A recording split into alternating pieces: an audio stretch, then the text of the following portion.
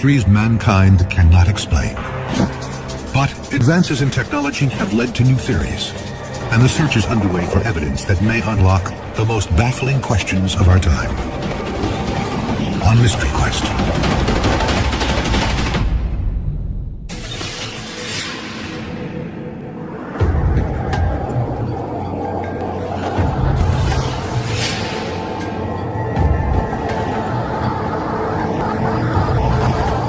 The night sky is calm and clear.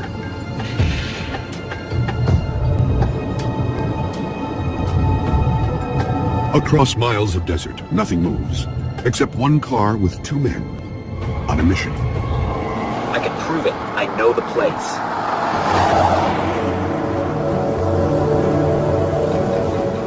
One, a physicist, is promising something shocking is about to appear. It'll show up just over that ridge.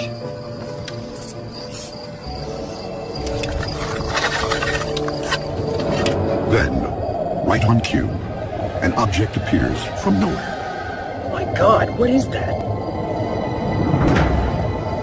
The bizarre craft disappears, and a secret is revealed. I told you, we're not alone.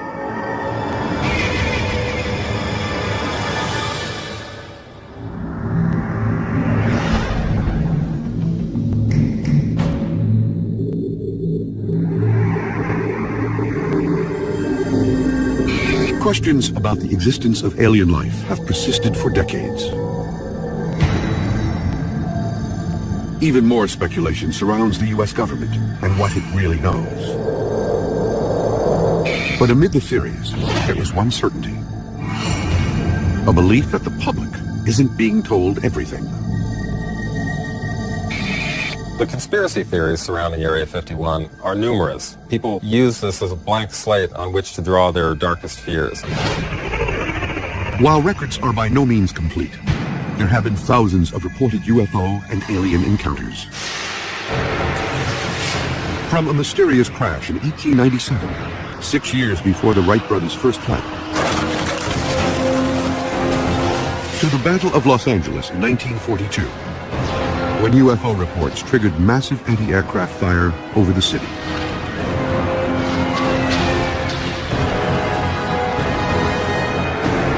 And the most famous UFO crash in U.S. history, Roswell, New Mexico. If I was in charge of the military and the government, I would do exactly what potentially has been done, and that's keep it a secret. For decades, there has been one location believed to be the epicenter of this government cover-up, Area 51.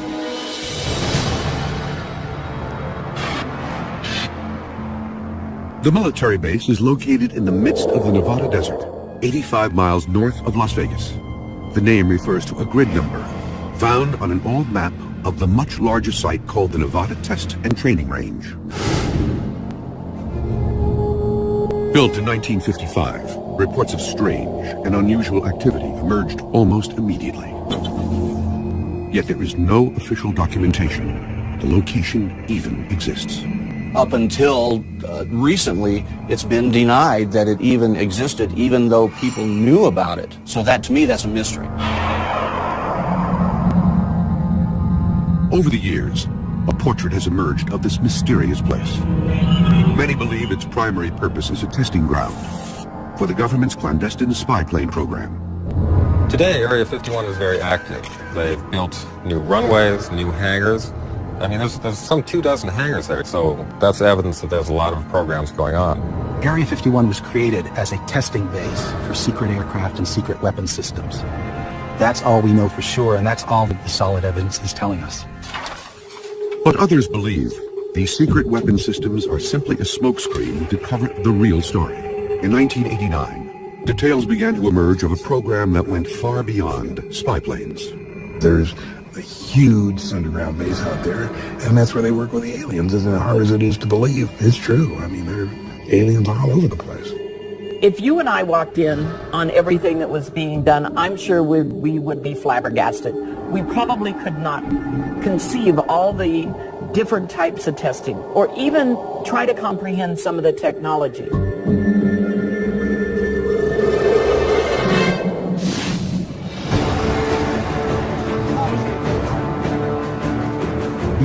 Mystery Quest is mounting an investigation to try to find evidence of any government cover-up. The expedition team will look for physical evidence of UFOs in the desert surrounding Area 51. To do this, they'll search the sites of reported crashes. Pete, I think we found something here. You may want to come take a look at this. The science team will test recovered metal fragments and determine if they are from Earth or another world. Mystery Quest will also talk to a former U.S. Air Force pilot who says the government is actively seeking to cover up knowledge of alien encounters. It's registered top secret. You can't tell your wife, you can't tell your commander, you can't tell anybody in the squadron. The team will also position cameras around the perimeter of the base and look for any anomalies that may appear in the desert sky.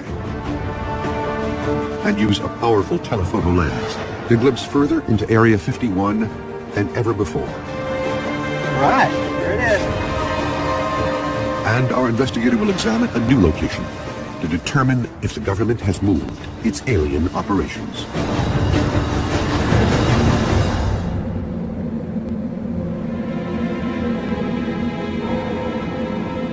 Area 51 operated in secret for decades. A lot of people think that there's UFO activity at Area 51, with good reason. I mean, because of such a secretive nature, and the cat was let out of the bag by Bob Lazar. In 1989, physicist Bob Lazar claimed that the government was testing alien spacecraft at Area 51. Bob comes by the house at night. We're sitting over there and says, I saw this today. And I said, theirs or ours? And he said, theirs. John Lear, a retired airline pilot, is a close friend of Bob Lazar. Lear says Lazar told him he worked at Area 51, analyzing the propulsion systems of alien spacecraft. These spaceships could travel millions of miles an hour using a strange atomic substance called element 115, a material which allows the craft to move through space by bending and drawing it around the ship. The space is a fabric. We think of it as a nothing, as just something cold or only containing one hydrogen atom per square meter, but it's actually a fabric. You can actually pull it. So you can go, if you could go 1,000,000 miles every 12 milliseconds, you can figure out that's pretty darn fast.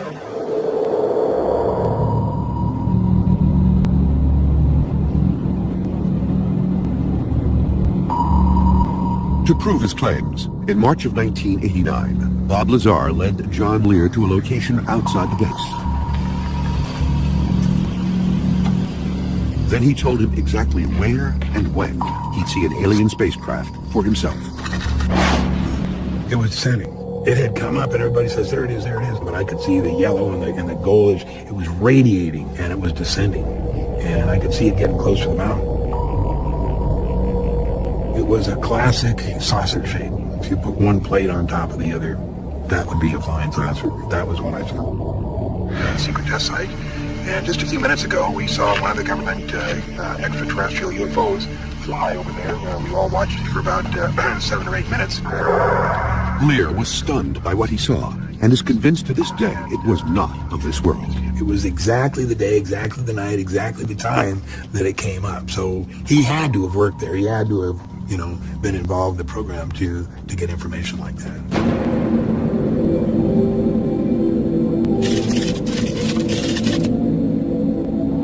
The expedition team is near Area 51 in an attempt to determine if what Lear and Lazar saw was real.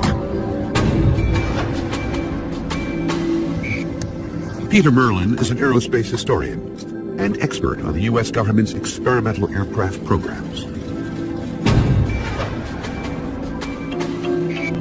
Mark Easter is the International Public Relations Director of MUFON, the Mutual UFO Network.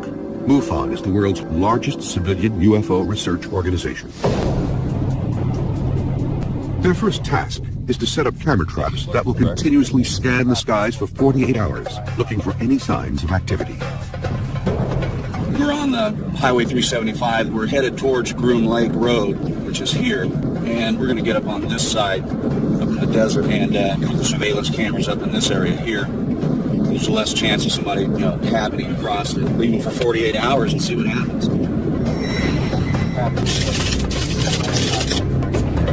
process. Mystery Quest has obtained 3 specialized cameras to digitally record the skies above Area 51 for 48 hours.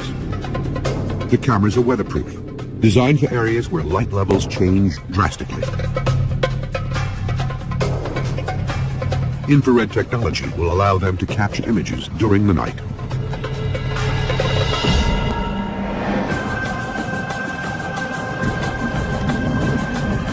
But penetrating a possible government cover-up is no small task.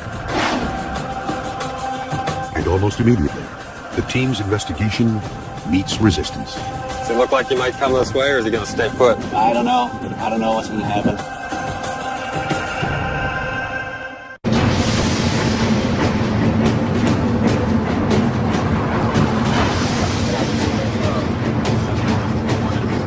Mystery Quest has traveled to the Nevada desert, hoping to unlock any cover-up about what our government really knows about alien life and UFOs.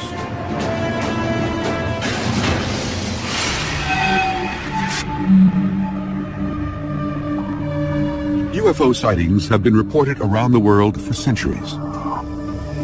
There may be evidence that ancient cultures were visited by aliens. In Peru, giant figures of animals visible only from the air are etched into a high desert plateau spanning more than 50 miles. They are called the Nazca Lines, after the people who made them 3,000 years ago. Some believe they were ancient alien runways. The Nazca lines are aerial guidelines to find a path to the Nazca Plain. These markings, which range from hundreds to several thousand feet long, show direction and regions where they could land and conduct specific operations. The period after World War II seems to have ushered in a new wave of UFO sightings. The most famous alien incident in history occurred in 1947 in Roswell, New Mexico. Reports emerged that the military had recovered a crashed flying disc from a ranch near Roswell, and suspicions of an intricate cover-up have been rumored for decades. Parts were recovered, bodies were recovered, so the word went out before the military-industrial complex could get its hands on it and choke it. It is now known that governments around the world have also been keeping meticulous files on UFOs for decades. The United States has yet to fully release its files, but in 2008, the British government opened its files to the public. The reports were astounding. Thousands of unexplained UFO sightings. One of the most incredible incidents happened to an American Air Force pilot, Milton Torres. In 1957, Torres was stationed at a Royal Air Force base in Leeds, England. Only in the past year has he been authorized to recount what really happened to him. They scrambled me. It was the most incredible thing. This would be a hot fire mission. This meant he had orders to shoot down whatever was up there. And I would be cleared to fire, and I would select 24 rockets. Torres climbed to 30,000 feet. The clouds were thick, slightly obscuring his view. But the image on his radar screen was clear.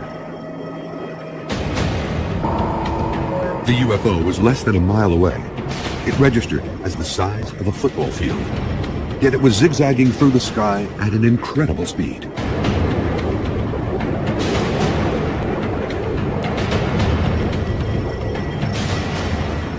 I saw it going up at about Mach 10, 10,000 miles an hour.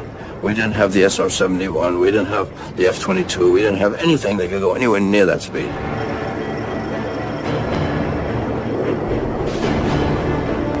Then, suddenly, the radar image disappeared almost as quickly as it had appeared. But Torres would quickly learn. The government didn't want him talking. The next day, the spook came from the embassy in London. So the man said, now you can't tell your wife, you can't tell your commander, you can't tell anybody in the squadron, including your wingman. It was registered top secret. If you say that anything to anybody, we'll take you off flying status. Well, I worked hard to become a fighter pilot. I wasn't about to lose that, so I better shut my mouth. Some argue that what Milton Torres observed was only a radar anomaly. But more than 50 years later, the career pilot is convinced about what he saw.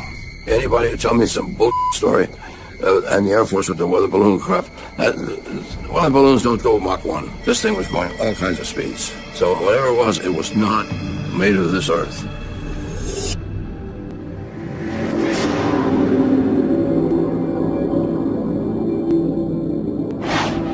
Speculation about an ongoing alien cover-up has raged for decades. Rumors are fueled by a government that won't officially admit the existence of Area 51. What is known is that Area 51 was originally constructed in 1955 as an aircraft testing site. Today, satellite images confirm what appears to be a military facility. 24 buildings along with a 5,000-foot runway. Even the airspace around Area 51 is restricted. Even aerial surveillance is effectively impossible. Planes aren't allowed to fly over. There are reports that astronauts have gotten into trouble for accidentally managing to turn cameras down onto that area. And people living in the small town of Rachel, Nevada, just outside the base, have long reported strange happenings. A local inn owner believes she actually saw something extraterrestrial. It was between 8:30 and 9:30 at night. The beam of light came through the back door, and it shot about 6 feet into the room. It illuminated the entire door jamb. In Area 51, do I know what's going on for sure? No. Do I believe there's all kinds of testing going on, not just aircraft? Yes.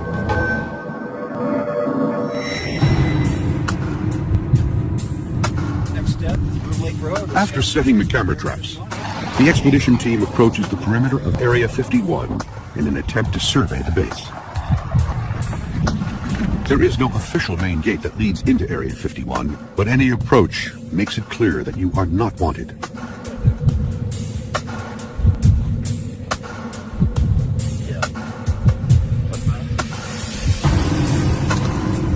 Signs warn against trespassers, while orange posts mark a nearly invisible boundary.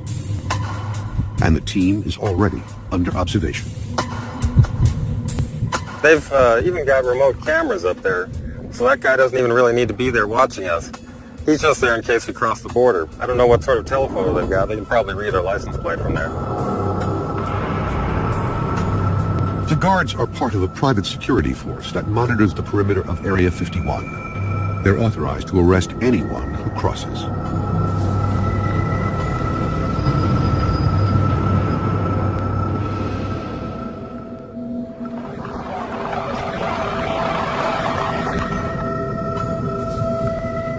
The investigators decide to test Area 51 security at another gate. You look like he might come this way, or is he going to stay put? I don't know. I don't know what's going to happen. He's just standing there looking at me right now, or looking at us.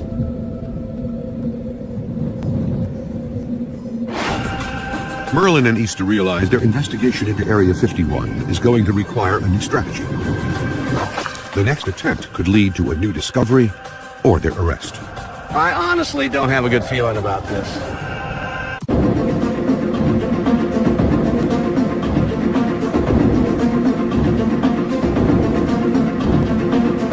Mystery Quest is searching for clues into the truth behind the U.S. military's most secretive base. Many believe the government is involved in a cover-up of recovered alien technology and life forms. But what has been confirmed is that strange things happen near this desert testing grounds. Without warning and without explanation.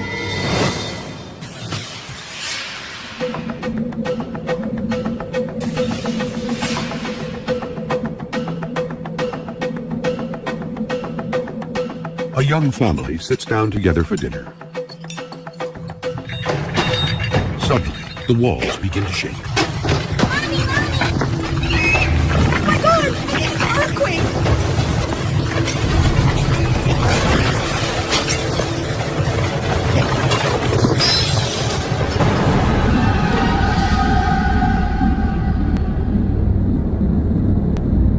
Geologists confirm it's not an earthquake, and weather services report no unusual activity. This mysterious wave is called a skyquake, but its origins are completely unknown. One theory is that these quakes are caused by a plane developed at Area 51 that flies so fast it is not called supersonic, but rather hypersonic. The government has never admitted it exists, but its code name is reported to be Aurora. The Aurora is one of the airplanes that has probably brought more people to study Area 51 than anything else. It was rumored to be something that could fly faster than Mach 5. Mach 5 is almost 4,000 miles per hour, twice as fast as any known airplane ever built. The rumors about Aurora were fueled by mysterious condensation trails that appear to be unlike any ever seen. Photographs show bizarre contrails, which consist of circular shapes evenly scattered throughout a line. People who believe in the Aurora project point to these sightings of these kind of mysterious contrails in the sky. They're sometimes described as being like donuts on a rope or pearls on a string. The idea is that the highly innovative propulsion system of the Aurora aircraft would produce this kind of characteristic contrail. The incredible abilities of the Aurora have led to speculation that alien technology must be behind such a powerful airplane.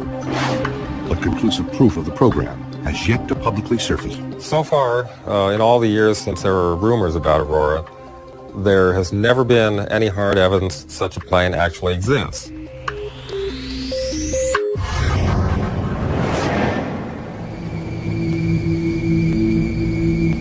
Area 51 may not be the only secretive government test facility with an extraterrestrial connection.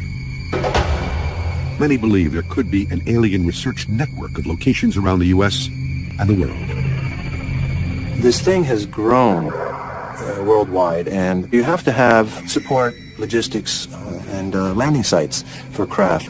Any place where the space shuttle can land in an emergency, you can bet that that's part of the Area 51 system. There are reports this network includes the Atlantic Undersea Test and Evaluation Center, or AUTEC, the Navy's ground zero for evaluating advanced technology. The base is located off the Florida Peninsula on Andros Island in the Bahamas. They have a natural laboratory for the testing of submarine technology. And if you think of a submarine, you really will get a good idea what a UFO is. Because a UFO is basically a submarine that can come out of the ocean, go into the air, and go into space.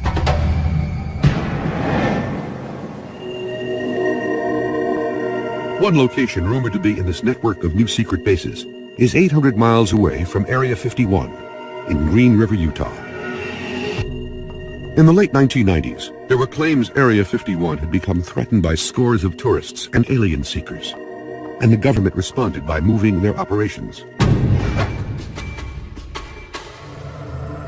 Glenn Campbell has been investigating the military bases of the Nevada desert for 15 years. He is examining the rumors that may link the Utah facility to the UFO Research Network.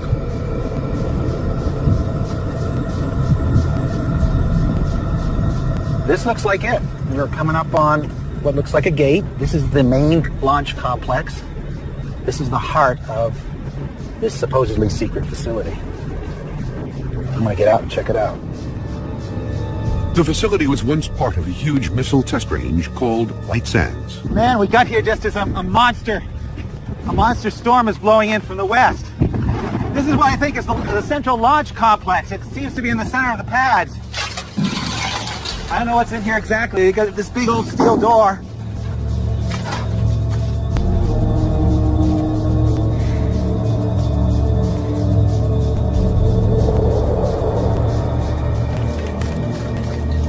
Glenn's search reveals what appears to be an abandoned military facility. Debris and wires cover the ground.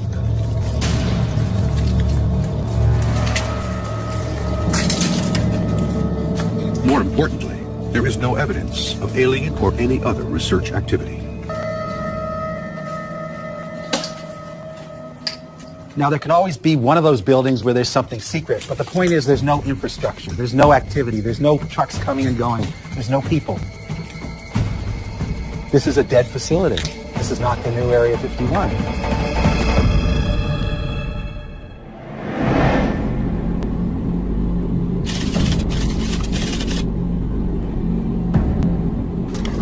There is a belief that physical evidence may be lying in the desert.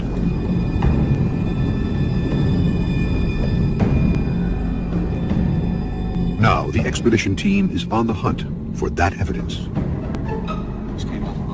Peter Merlin became aware of a location outside Area 51 where a crash once occurred. How did you find out about this location? I heard about it from some ranchers who lived out there back in 1967. Something came streaking out of the sky, slammed into the desert and exploded. Pretty soon, Air Force guys showed up in helicopters and trucks and kicked them off the land, told them to forget what they'd seen, and then they cleaned up whatever was left.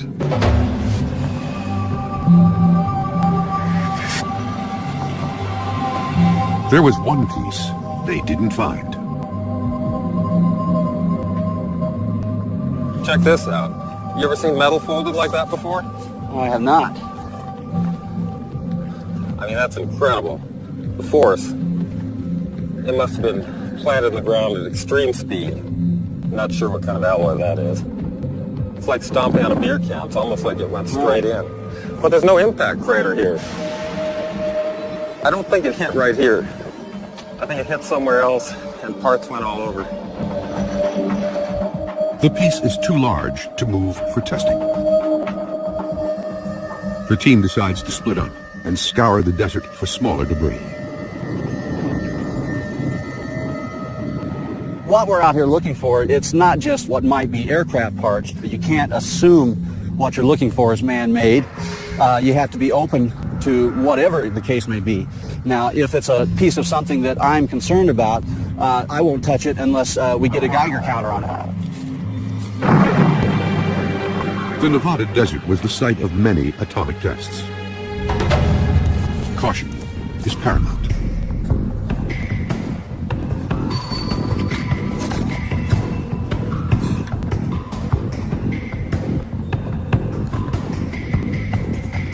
Pete, I think we found something here. You may want to come take a look at this. I guess you bring that Geiger counter with you. Will do. The twisted piece of metal is about 6 inches long, and small circles appear to be bolt or rivet holes. I think we're okay. Looks pretty clean. What do you think?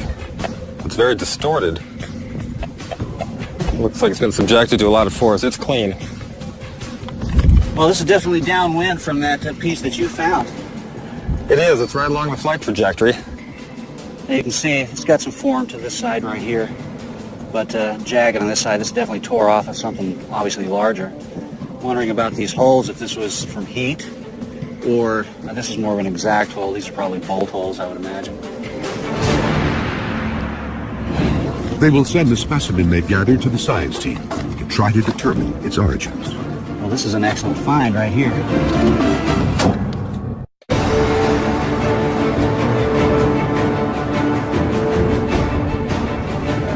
Mystery Quest is investigating whether the U.S. government is hiding a UFO research program at Area 51 and other locations. There is only one place to get a clear view of Area 51. It is called Tikaboo Peak, an 8,000-foot summit 26 miles from the base.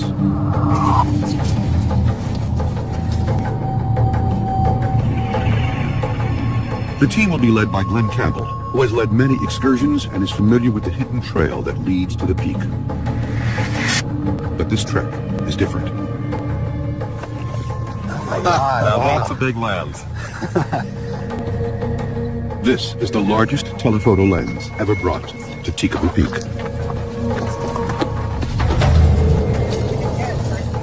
It can zoom 66 times further than a standard lens.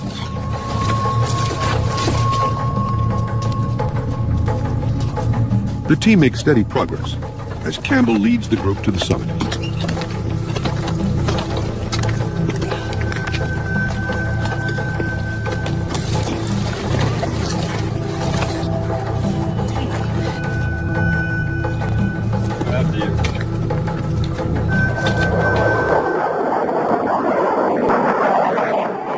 Suddenly, a fighter jet appears.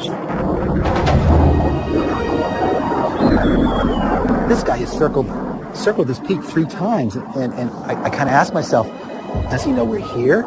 Is he looking at us? The jet makes repeated passes.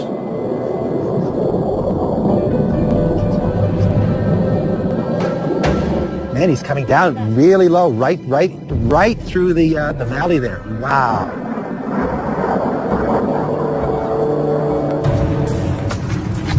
Then, it becomes clear the government is scrutinizing the team's progress.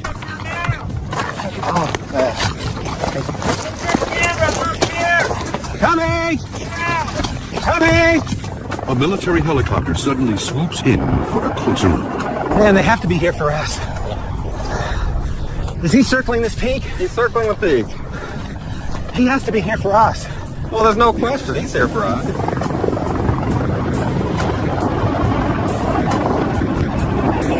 The helicopter is an unmarked Black Hawk-type chopper, often used by special forces. They have never bothered with us here before. My concern is we're not going to be no one's going to interfere with us up there on the peak. We get down below, we may find the sheriff waiting for us, the local law enforcement. There's the helicopter again. And he's directly over Cusco Peak. And he's here to watch us. There's no other reason for him to be here.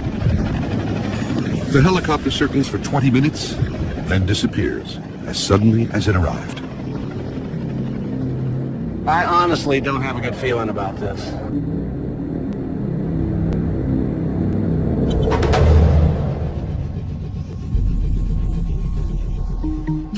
The science teams receive the wreckage from the desert.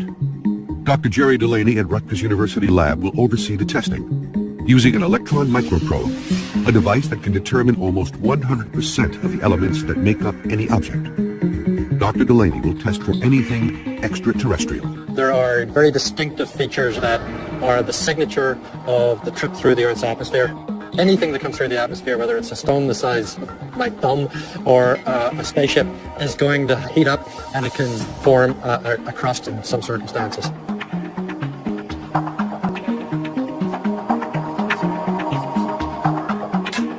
The microprobe generates an electron beam. And that, in turn, generates X-rays. They will tell me what the composition of the sample is. The information is sent to a computer, which identifies the chemical makeup of the sample. What do we got? Ooh, oh my goodness. Ah, this isn't what I thought it was going to be. Having said that, it is a very typical terrestrial alloy. It's brass. This object looks as if it was something that was man-made, maybe a vehicle, maybe farm equipment, maybe something military, I don't know. But everything about it says man-made terrestrial. The expedition team continues to investigate. Camera surveillance could provide proof of the conspiracy, as new evidence is discovered at the top of Cusco Peak. This looks like new construction. I mean, other times I haven't seen this thing here before.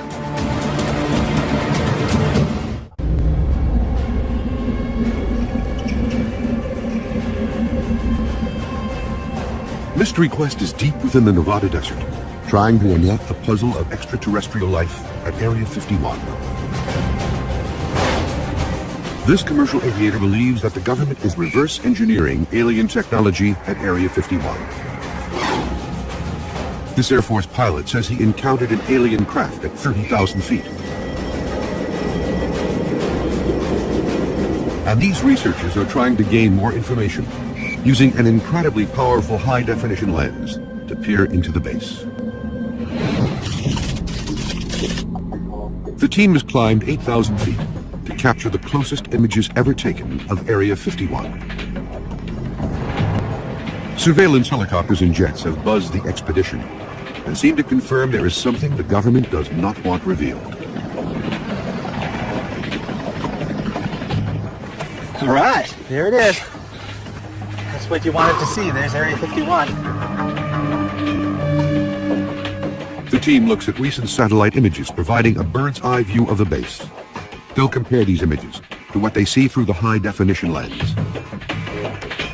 New construction would prove that Area 51 is an expanding facility.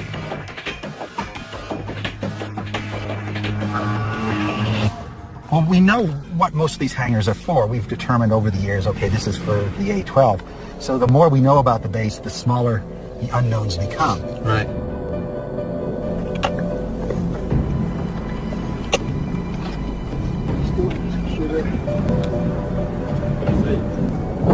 The team examines the base through the powerful lens.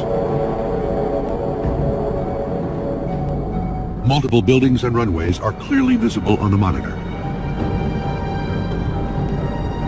But no cars or people are observed. Then, Glenn Campbell notices something. This looks like new construction. I mean, other times I haven't seen this thing here before. Wow, what do you suppose it's for? Well, it's big. And what do they need a hangar that big for? Campbell spots a large hangar, which appears much smaller in the satellite photo. And something new implies a new program of some sort, doesn't it? While it is not confirmation that alien research is underway, the new construction is evidence that Area 51 is still operational. Do you have any insight with your background as to what potentially the future of what they're hiding here is? Well, on the aeronautical side of the house, I certainly expect there will be development of high-tech demonstration aircraft, new stealth technologies, and unmanned vehicles. But beyond that, who knows? Anything could be in those hangars. The team descends to retrieve the over 48 hours of aerial surveillance taken by the desert cameras.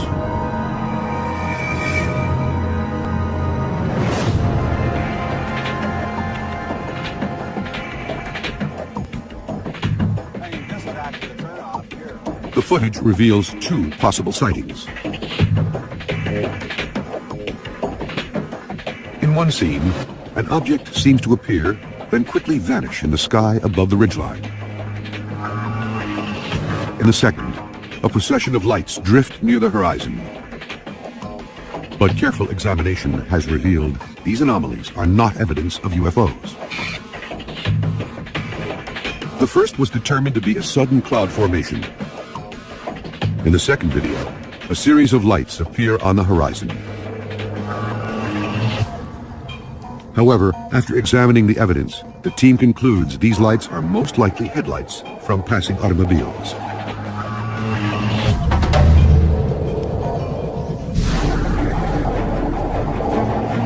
The expedition has uncovered some important new information. The team is determined that the U.S. military is still conducting research and testing at Area 51. They also proved that the government will go to great lengths to protect the secret research they are doing. And new evidence has been uncovered of government pressure on a U.S. Air Force pilot to lie about his UFO encounter. The truth will eventually come out, as it always does. The question is, when and how? The UFO phenomenon, as far as I'm concerned, and a lot of people, is the largest mystery in history. People need to investigate it, and investigate it scientifically. In the darkness of the night, we look out. Children in an age-old universe. We try to find the man in the moon and search for meaning in the stars. We look for answers. We look for life, perhaps not as we know it. A world away, or is it? What I saw was real. It was damn real. Over the last 50 years, reports of UFOs and of encounters with extraterrestrial beings have reached astronomical proportions.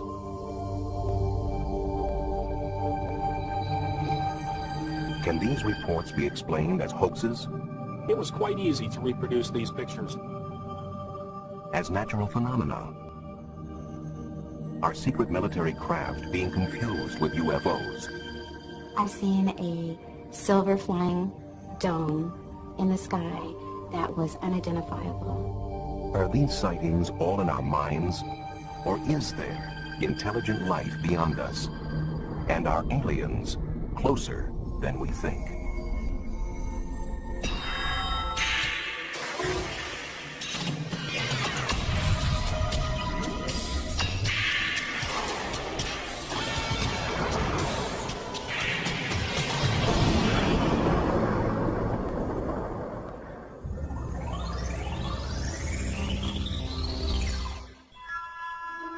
We have long been intrigued by the notion of life on other planets, and our popular culture has been filled with images of UFOs for decades.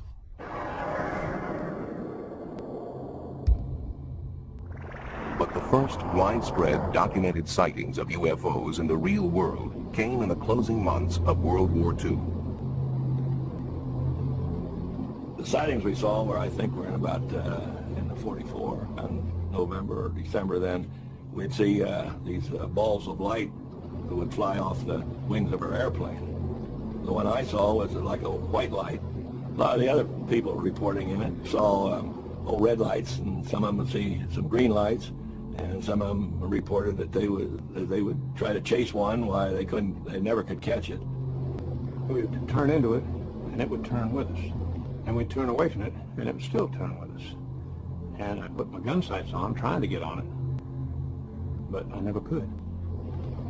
We flew the British Mosquito, which was capable of 450 knots. And we opened it up a number of times and tried to close with it, and we never came anywhere close to it. The pilots dubbed these unidentified flying objects Foo Fighters, but still don't know if they were German secret weapons, optical illusions, or something else entirely. I think the book is open on whether it was imagination, hallucination, or really extraterrestrial or German ground control object, but I haven't seen anything in 50 years that changed the perception of what they were other than unidentified flying objects.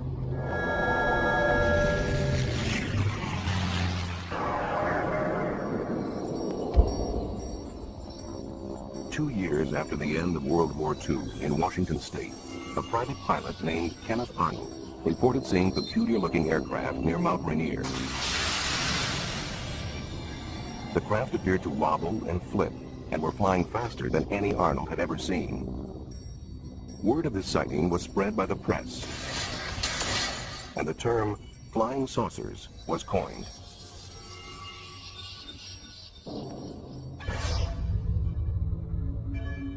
Although life in post-war America seemed tranquil enough, such reports of unidentified flying objects began to multiply. Were these UFOs Soviet reconnaissance planes? Could this explain their apparent presence around U.S. military bases? Fear began to emerge. Atomic secrets could be at risk. National security at stake.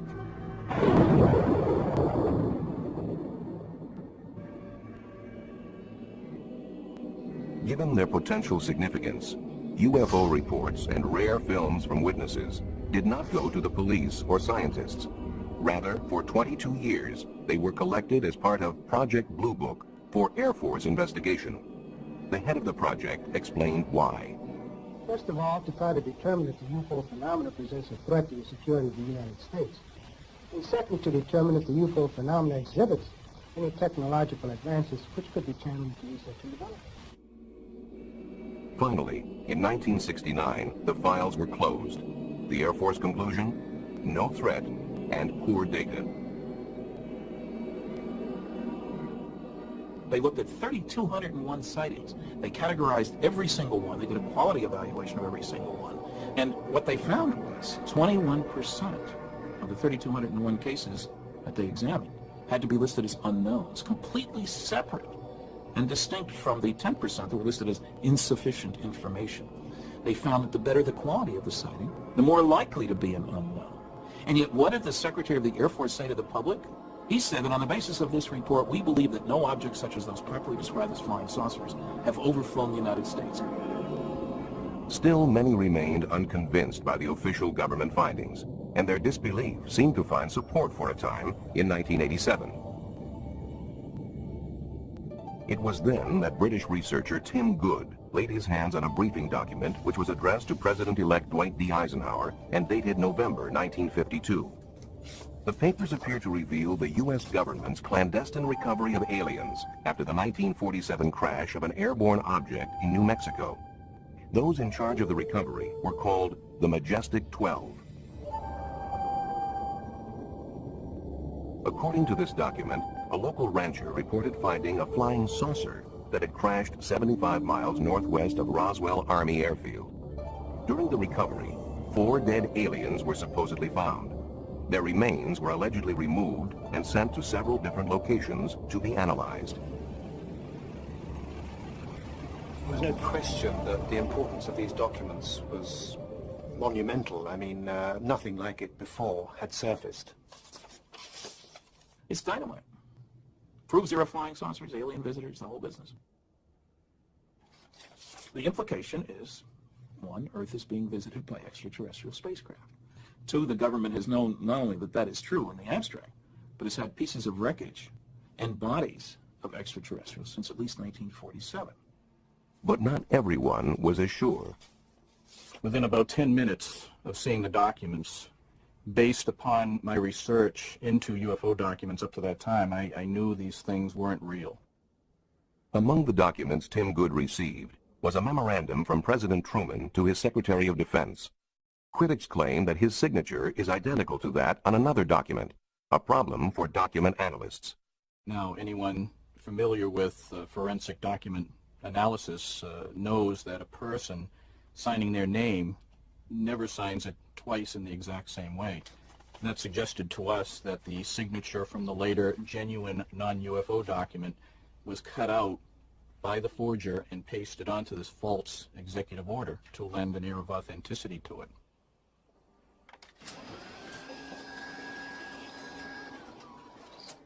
They say the signature on there is identical to another signature from a different memo, which I found in the first place.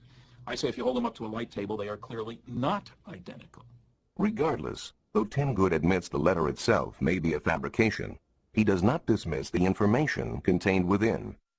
I am convinced that whoever fabricated that document, if it was fabricated, must have had inside knowledge. There's no way it could be otherwise. And there's no question that the Majestic 12 papers have indeed pointed people in the right direction. And I think essentially the information contained therein is accurate. Eventually, to get a more complete overview of government documentation regarding UFOs, the Citizens Against UFO Secrecy went to court. The National Security Agency, however, tried to block them. We filed for the 21-page above top secret affidavit. The judge had referenced it in his finding, and we eventually got it. The only trouble is, as you start to go through it, you find that it's blacked out, and pretty soon all blacked out. 75% of the document isn't there. People say, scrape away the black, there's nothing underneath. They Xerox it first.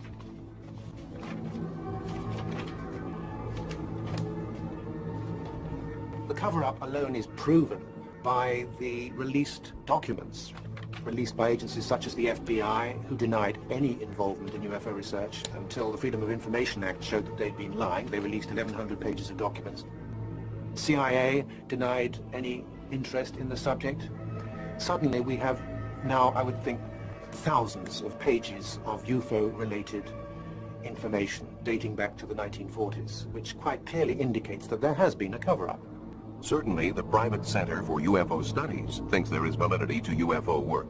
Over 100,000 cases are archived there. I am convinced by over 20 years of work in this field that there is a mysterious phenomenon occurring that is being neglected by science, not by the public, but by science. And it's to science's detriment that it's doing so. Still, in other parts of the world, some scientific studies are being done on UFOs.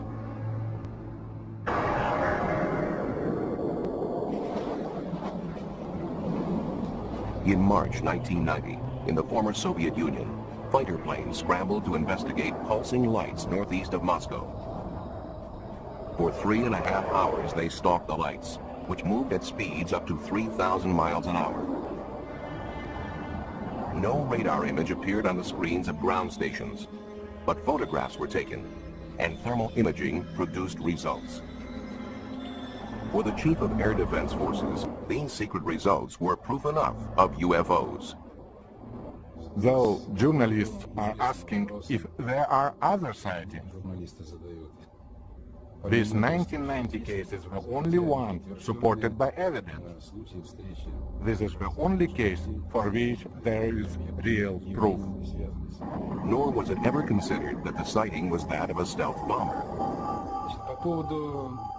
We never thought it was an American stealth aircraft. The radar characteristics are not the same. Stealth behaves like a plane in terms of speed and maneuverability. UFOs are very different. The unwritten rule: do not fire on UFOs.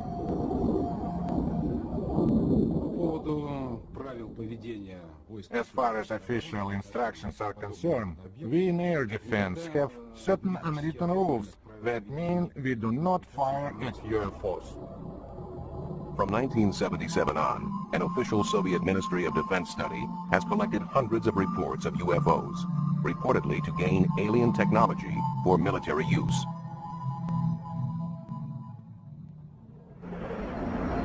Their files list many cases. In one case, a pilot reported finding a light closing in on him, at which point his aircraft went into rapid descent. Though he landed safely, there was damage to the left wing.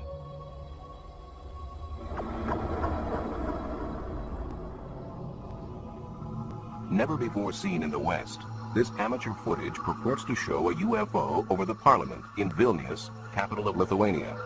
The craft hovers noiselessly, appearing to land.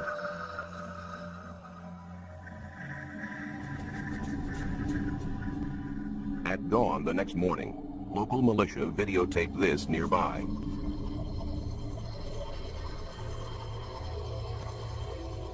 Enhanced, the night visitor looks like this. It moves unlike a normal helicopter or plane.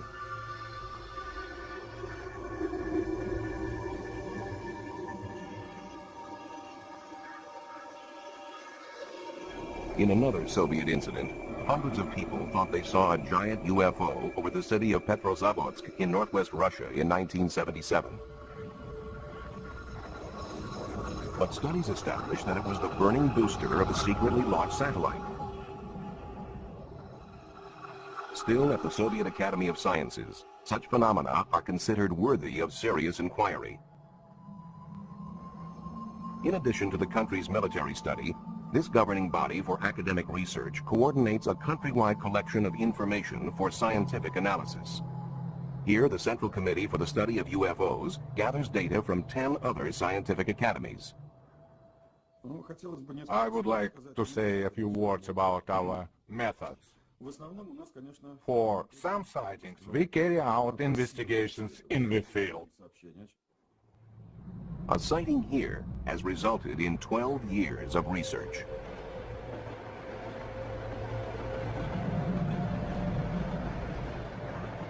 Train passengers reported seeing a UFO,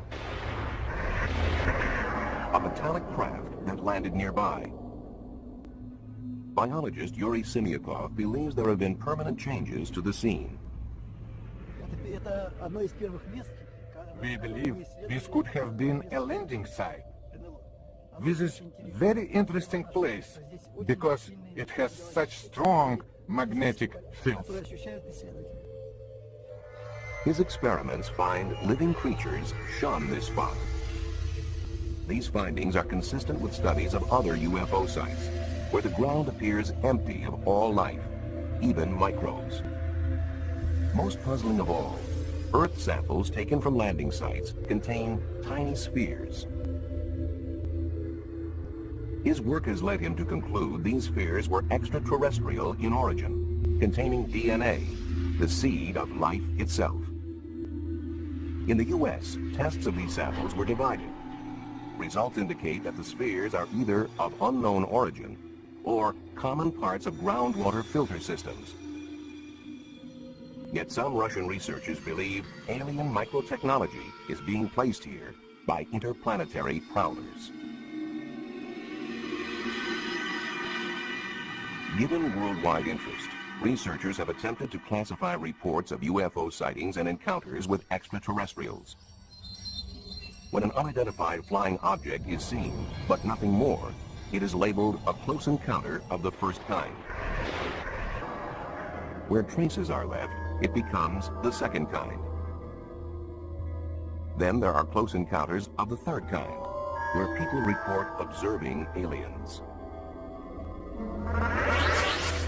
In close encounters of the fourth kind, the witness actually interacts with the aliens. In November 1980, in Tudmorton, England, an experienced police officer, Alan Godfrey, was on night patrol when he saw an object he could not identify. I was on a 10-6 night duty, so I decided that I would go up to this local council estate.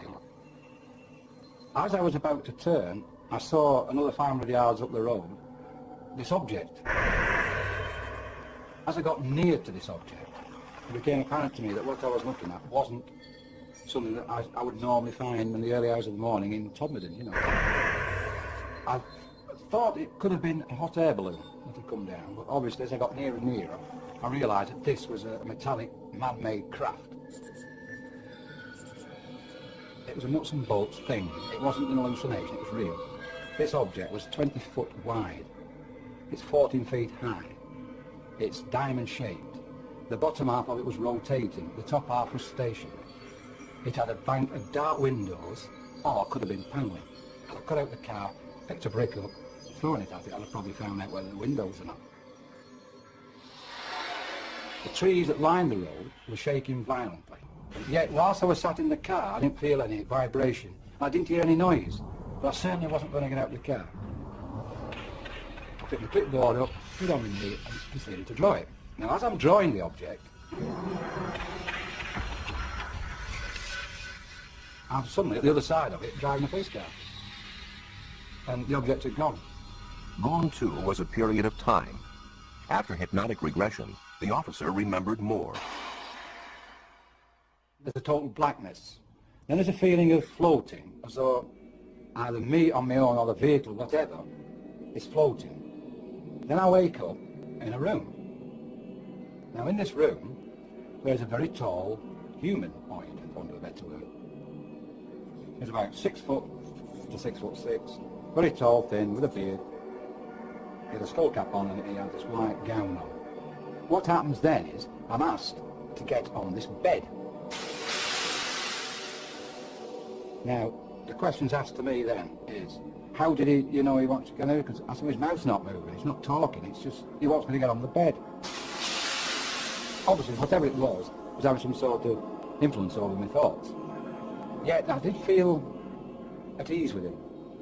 I felt comfortable with him. I got the impression that I'd met him before. I wasn't in fear of him or anything like that. I didn't feel in any danger. So I'm on the bed, and then these horrible little things come. They are a lamp-shaped thing with black, dark eyes. That's the best way I can describe them. And there's about 7 or 8 of them.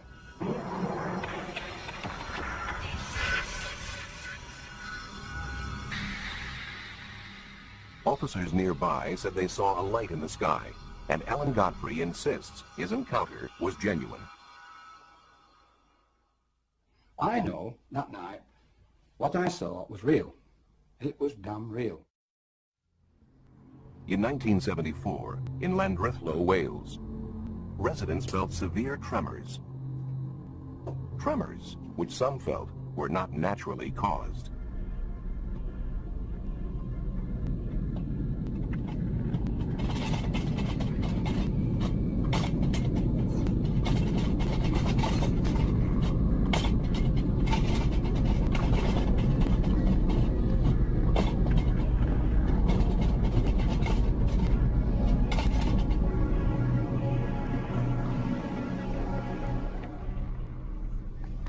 I have no idea what had happened. I don't think it was an earthquake somehow. No, I still think it wasn't an earthquake. John Roberts wasn't the only one shaken that day. Hugh Edwards thought he saw a flying saucer.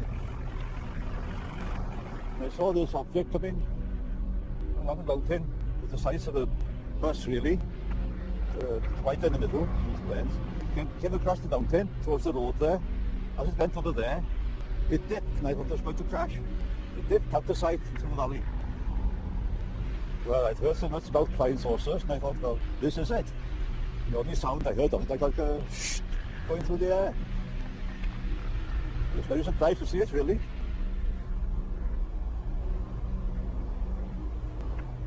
The district nurse thought, perhaps, a plane was down. I thought there might be an air crash. Maybe, as a nurse, we could help giving first aid. So I called to my daughters, and we got into the car, and we made our way up to the mountain. We drove a fair way along the mountain road, and to our left, we could see a huge orange ball sitting on the mountain, glowing. We stopped and we started looking what we thought was going to be an aircraft on fire. So we'd envisaged sort of, oh God, there might be bodies if it was an aeroplane crash, and we weren't too happy at that prospect, but we were quite surprised to see this big reddish orange ball just sitting there. There were no flames, and it was so uniform. The shape, the round spherical shape of it made us realise we weren't looking at an aircraft.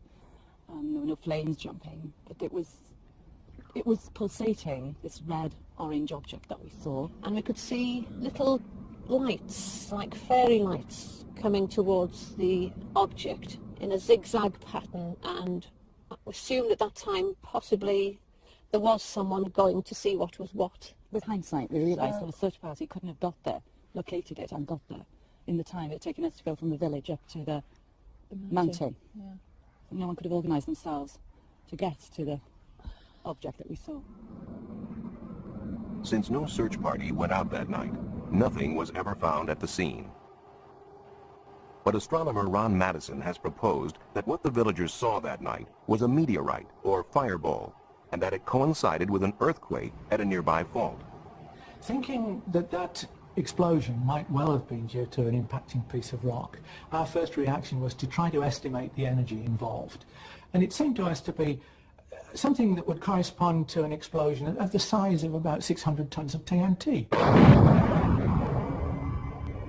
We got letters from as far apart as Penzance and Northern Ireland and Derby, all reporting seeing a bright light, maybe comparable with a half moon in brilliance, moving across the sky at the speed of an aircraft but with no sound, and trailing smoke, just like you would expect something on fire to be crashing. In the next few days, we were to realise, of course, that the village was not very far from the Gala Fault, which is active and has been moving steadily over thousands of years. And unbeknown to us at the time, originally, there had been on that evening a movement on the fault, and that is incontrovertible evidence. This was a coincidence. There were fireballs in the sky at the same time that there was a triggered movement along the Gala Fault.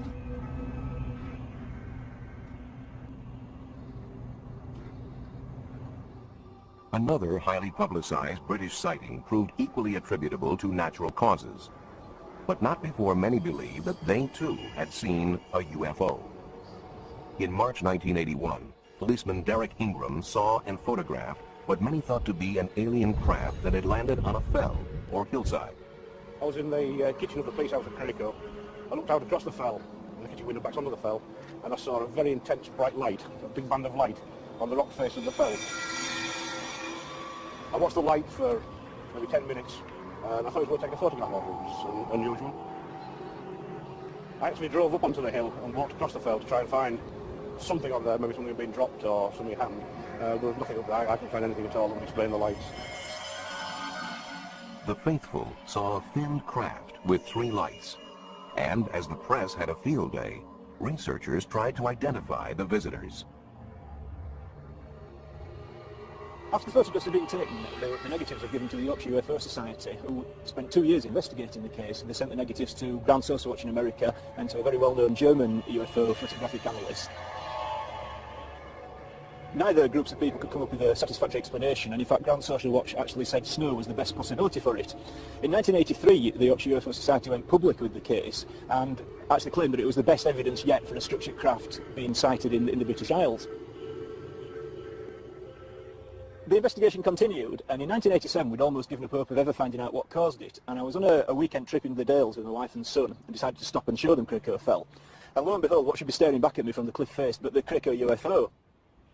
What they found was certainly a surprise. Right, we're about 1,100 feet up a Yorkshire cliff, and this is a Cusco UFO. It might not look like much from close up, but you can actually see the three balls of light on the photograph.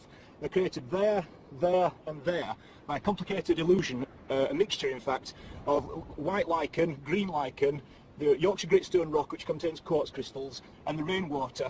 All this, when it's illuminated at certain angles by rain or damp, it gives the illusion of three balls of light. Some days it can be very bright, some days it can be very dull. On the day in particular when Derek Ingram saw it, it was amazingly bright, and that's what created the feeling in him that he'd actually seen something totally unusual, even though he'd actually looked out of his window probably every day for the previous 2 years and not seen it. Though some sightings can clearly be explained by natural phenomena, UFOs continue to have a grip on the public's imagination that is not easily loosened. And there's no shortage of pranksters to capitalize on this fascination.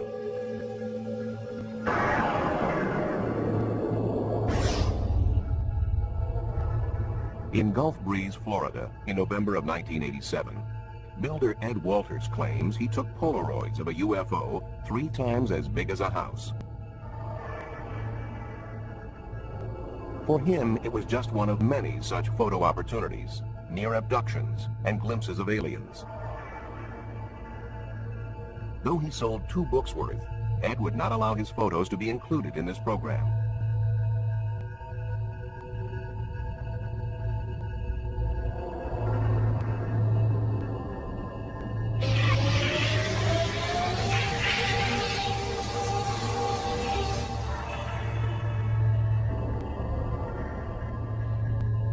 Photographs such as these are not difficult to fake with a little know-how, a styrofoam model, and the right camera.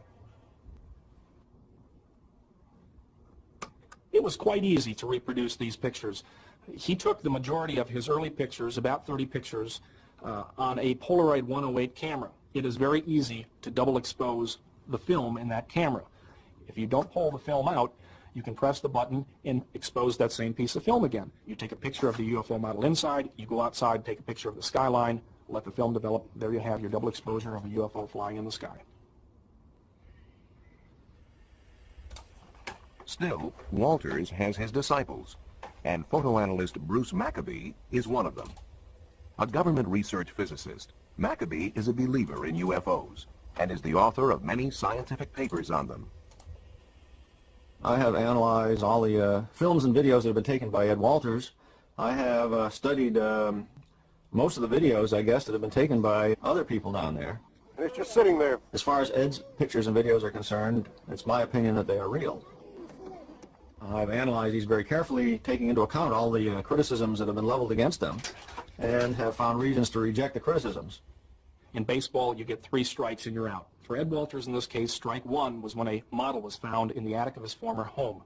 Strike 2 was when a young man named Tommy Smith came forward and claimed that he was an eyewitness to Ed Walters creating double-exposed UFO pictures. Strike 3 was when we went out and did photo experiments and were able to replicate many of these photos, especially the difficult photos like the UFO hovering over the road. So my conclusion is 3 strikes and you're out. We published the first pictures of the Gulf Breeze sightings back in November of 1987, and I was trying to figure out exactly how to present them, because I tried to run everything that happened locally in Gulf Breeze. When my folks came in, and I said, "You're not going to believe what we're getting ready to run in the paper this week," and I showed them the pictures, and they said, "That's what we saw." It was primarily because of the many other people in Gulf Breeze that witnessed the UFO, both the same night that Ed first got the pictures and many times after that, that the Sentinel continued to carry the story. I have had 3 other daylight sightings and over 100 sightings at night at Shoreline Park in Gulf Breeze. I witnessed over 170 sightings. These were red lights, red and white lights, over and around Gulf Breeze, Florida. I've seen a silver flying dome in the sky that was unidentifiable. Never seen anything like that before, and it was unexplainable. But just across the bay from Gulf Breeze is the Pensacola Naval Air Base. One explanation that occurs to locals is that some of the sightings are illegal pranks by naval personnel at the base.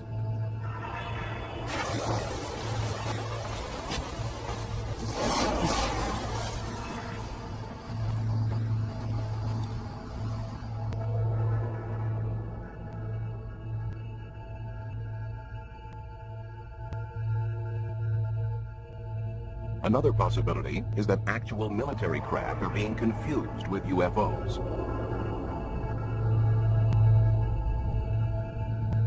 For instance, would most people recognize UAVs, uninhabited aerial vehicles, designed for stealthy reconnaissance and secret observation?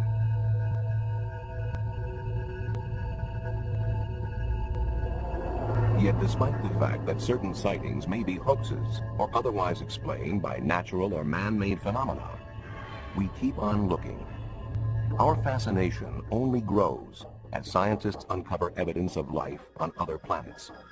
It only grows as it becomes increasingly reasonable to believe we are not alone in the universe. If signs of life on Mars prove true, extraterrestrial life in general may be even more widespread. Astronomers calculate the number of civilizations we can expect to detect in space. They use the Drake equation. Professor Frank Drake. The first factor is the rate of star formation in our galaxy. Obviously, the more stars you make, the more potential abodes of life there will be. Some fraction of those stars will have planets. That's the second factor, the fraction which have planets. We then have to take into account the number of planets in each system which are potential abodes of life. The next factor is the fraction of systems of living things which give rise to intelligence. The next factor is the fraction of systems of intelligent creatures which develop high technology, detectable technology. But how long do they last? How long are they detectable? Perhaps they're destroyed by cosmic accidents. Perhaps in an ugly way through nuclear war.